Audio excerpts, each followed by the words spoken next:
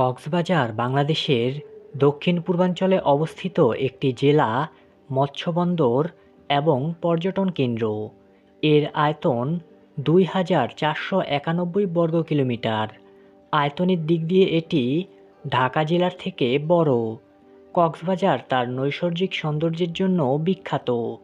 এখানে রয়েছে বিশ্বের দীর্ঘতম নিরবিচ্ছিন্ন প্রাকৃতিক বালুময় সমুদ্র সৈকত, যা ১২০ কিলোমিটার পর্যন্ত বিস্তৃত। আরও রয়েছে বাংলাদেশের বৃহত্তম সামুদ্রিক মৎস্য বন্দর এবং সাবমেরিন ল্যান্ডিং স্টেশন। পূর্বে কক্সবাজার জেলা চট্টগ্রাম জেলার অন্তর্ভুক্ত ছিল। ১৯৮৪ সালে এরশাদ সরকারের আমলে চট্টগ্রাম জেলাকে ভেঙে কক্সবাজার জেলা প্রতিষ্ঠা করা হয়। আজকের এই পর্বে আমরা জানব বাংলাদেশের পর্যটনের জেলা কক্সবাজার সম্পর্কে। কক্সবাজার বাংলাদেশের সর্বদক্ষিণের জেলা। চট্টগ্রাম বিভাগের মধ্যে এর অবস্থান। রাজধানী ঢাকা থেকে এ জেলার দূরত্ব প্রায় ৪০২ কিলোমিটার এবং চট্টগ্রাম শহর থেকে প্রায় ১৪৩ কিলোমিটার। এ জেলার উত্তরে চট্টগ্রাম জেলা, পূর্বে বান্দরবান জেলা, নাফ নদী ও মিয়ানমারের রাখাইন রাজ্য এবং দক্ষিণে ও পশ্চিমে বঙ্গোপসাগর অবস্থিত। কক্সবাজারের প্রাচীন নাম পালঙ্কি। একসময় এটি পানোয়া নামেও পরিচিত ছিল। পানোয়া শব্দটির অর্থ হলুদ ফুল। অতীতে কক্সবাজারের আশেপাশের এলাকাগুলো এই হলুদ ফুলে ঝকমক করত। ইংরেজ অফিসার ক্যাপ্টেন হিরাম কক্সের নামে ১৭৯৯ সালে এখানে একটি বাজার স্থাপন করা হয়। কক্স সাহেবের বাজার থেকে কক্সবাজার নামের উৎপত্তি। এখানে অবস্থিত কক্সবাজার সমুদ্র সৈকতটি পৃথিবীর দীর্ঘতম অখণ্ডিত সমুদ্র সৈকত। এ সমুদ্র সৈকতের বৈশিষ্ট্য হল পুরো সমুদ্র সৈকতটি বালুকাময়, কাদার অস্তিত্ব পাওয়া যায় না। বালিয়াড়ি সৈকত সংলগ্ন শামুক, ঝিনুক সহ নানা প্রজাতির প্রবাল সমৃদ্ধ বিপণনী-বিতান, অত্যাধুনিক হোটেল, কটেজ, নিত্য নবসাজে সজ্জিত বার্মিজ মার্কেটসমূহে পর্যটকদের বিচরণে কক্সবাজার শহরে পর্যটন মৌসুমে প্রাণচাঞ্চল্য থাকে। কক্সবাজার সমুদ্র সৈকত একটি মায়াবী ও রূপময়ী সমুদ্র সৈকত। প্রতিদিন প্রতিক্ষণ এর রূপ পরিবর্তন হয়। শীত, বর্ষা, বসন্ত, গ্রীষ্ম এমন কোনো ঋতু নেই যখন সমুদ্র সৈকতের চেহারা বদলায় না। প্রত্যুষে একরকম তো মধ্যাহ্নে এর রূপ অন্যরকম। প্রতিদিন অসংখ্য দেশি বিদেশি পর্যটক এই সৈকতে আসেন। কক্সবাজার সমুদ্র সৈকত গড়ে ভরা জোয়ারে ২০০ মিটার আর নিম্ন জোয়ারে ৪০০ মিটার প্রশস্ত। ভাটার সময়ে চোরাবালি জেগে ওঠে বিধায় বিপজ্জনক হয়ে ওঠে। এ সৈকতে পর্যটন শিল্পকে কেন্দ্র করে গড়ে উঠেছে অনেক প্রতিষ্ঠান। বেসরকারি উদ্যোগে নির্মিত অনেক হোটেল এবং বাংলাদেশ পর্যটন কেন্দ্র নির্মিত হোটেল ছাড়াও সৈকতের নিকটেই রয়েছে বেশ কয়েকটি ৫ তারকা মানের হোটেল। এছাড়া এখানে পর্যটকদের জন্য গড়ে উঠেছে ঝিনুক মার্কেট। সীমান্ত পথে মিয়ানমার, থাইল্যান্ড, চীন প্রভৃতি দেশ থেকে আসা বাহারি জিনিসপত্র নিয়ে গড়ে উঠেছে বার্মিজ মার্কেট। এখানে রয়েছে দেশের একমাত্র ফিশ অ্যাকুরিয়াম।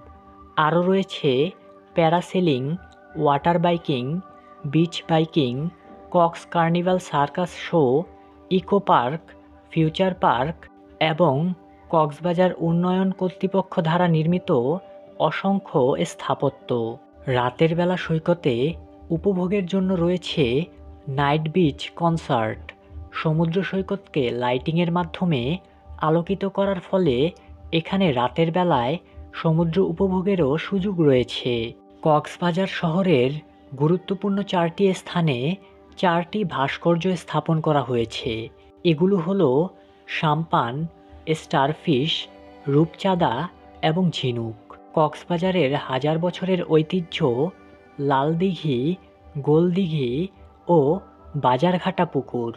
কক্সবাজারের ঐতিহ্য সংরক্ষণ, সৌন্দর্য বৃদ্ধি এবং পর্যটক ও স্থানীয় জনসাধারণের চিত্র বিনোদনের জন্য এই প্রকল্প গ্রহণ করা হয়। কক্সবাজারে বিভিন্ন উপজাতি বা নৃতাত্ত্বিক জনগোষ্ঠী বাস করে, যা শহরটিকে করেছে আরও বৈচিত্র্যময়।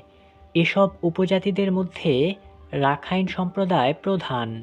কক্সবাজার শহর ও এর অদূরে অবস্থিত রামুতে রয়েছে বৌদ্ধ ধর্মাবলম্বীদের পবিত্র তীর্থস্থান হিসেবে বৌদ্ধ মন্দির। কক্সবাজার শহরে যে মন্দিরটি রয়েছে তাতে বেশ কিছু দুর্লভ বৌদ্ধ মূর্তিও রয়েছে। এই মন্দির ও মূর্তিগুলো পর্যটকদের জন্য অন্যতম আকর্ষণ এবং বাংলাদেশের সবচেয়ে স্বাস্থ্যকর স্থান হিসেবে বিখ্যাত।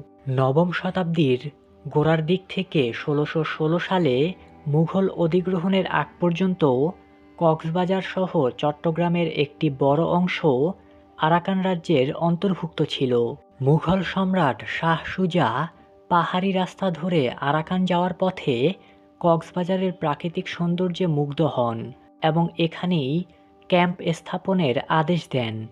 তার যাত্রাবহরে প্রায় ১,০০০ পালঙ্কি কক্সবাজারের চকরিয়ার ডুলহাজারা নামের স্থানে অবস্থান নেয়। ডুলহাজারা অর্থ হাজার পালঙ্কি। মুঘলদের পরে ত্রিপুরা এবং আরাকান, তারপরে পর্তুগিজ এবং ব্রিটিশরা এই এলাকার নিয়ন্ত্রণ নেয়। পূর্বেই বলেছি, কক্সবাজার নামটি এসেছে ক্যাপ্টেন হিরাম কক্স নামে ব্রিটিশ ইস্ট ইন্ডিয়া কোম্পানির এক অফিসারের নাম থেকে। কক্সবাজারের আগের নাম ছিল পালঙ্কি। ব্রিটিশ ইস্ট ইন্ডিয়া কোম্পানির অধ্যাদেশ ১৭৭৩ জারি হওয়ার পর ওয়ারেন্ট হোস্টিং বাংলার গভর্নর হিসেবে নিয়োগপ্রাপ্ত হন। তখন হিরাম কক্স পালঙ্কির মহাপরিচালক নিযুক্ত হন। ক্যাপ্টেন কক্স আরাকান শরণার্থী এবং স্থানীয় রাখাইনদের মধ্যে বিদ্যমান হাজার বছরেরও পুরনো সংঘাত নিরসনের চেষ্টা করেন এবং শরণার্থীদের পুনর্বাসনে গুরুত্বপূর্ণ অগ্রগতি সাধন করেন, কিন্তু কাজ পুরোপুরি শেষ হওয়ার আগেই মারা যান। তার পুনর্বাসন অবদানকে স্মরণীয় করে রাখতে একটি বাজার প্রতিষ্ঠা করা হয় এবং এর নাম দেয়া হয় কক্স সাহেবের বাজার। কক্সবাজার থানা প্রথম প্রতিষ্ঠিত হয় ১৮৫৪ সালে এবং পৌরসভা গঠিত হয় ১৮৬৯ সালে। ২০১১ সালের পরিসংখ্যান অনুযায়ী কক্সবাজার জেলার মোট জনসংখ্যা ২২,৮৯,৯৯০ জন। জনসংখ্যার ঘনত্ব প্রতি বর্গ কিলোমিটারে প্রায় ৯২০ জন। ধর্মবিশ্বাস অনুসারে এ জেলার মোট জনসংখ্যার ৯৩% মুসলিম, ৫% হিন্দু এবং ২% বৌদ্ধ ও অন্যান্য ধর্মাবলম্বী। কক্সবাজার জেলার মানুষ সাধারণত চাটগাইয়া ও বাংলা ভাষায় কথা বলে, তবে কথ্য ভাষায় অনেক ক্ষেত্রে কক্সবাজার কেন্দ্রিক শব্দের ব্যবহার লক্ষ্য করা যায়। ঐতিহাসিকভাবে এই অঞ্চলের মানুষের সাথে বর্তমান মিয়ানমারের সাথে ব্যাপক যোগাযোগের সম্পর্ক ছিল, যা এখনও সীমিত আকারে হলেও অটুট রয়েছে। এই কারণে আরাকানের ভাষার কিছু কিছু উপাদান কক্সবাজারের কথ্য ভাষায় মিশ্রিত হয়ে গেছে। এ উপজেলায় নৃতাত্ত্বিক রাখাইন জনগোষ্ঠী বসবাস করে। এদের ভাষার প্রভাবও স্থানীয় ভাষায় লক্ষ্য করা যায়। সমুদ্র তীরবর্তী শহর হিসেবে কক্সবাজার জেলার সংস্কৃতি মিশ্র প্রকৃতির। পূর্ব হতেই বার্মার সাথে এ অঞ্চলের মানুষের সম্পর্ক থাকায় এবং রাখাইন নামক নৃতাত্ত্বিক জনগোষ্ঠী বসবাস করায় কক্সবাজারে বাঙালি এবং বর্মী সংস্কৃতির এক অভূতপূর্ব সমন্বয় লক্ষ্য করা যায়।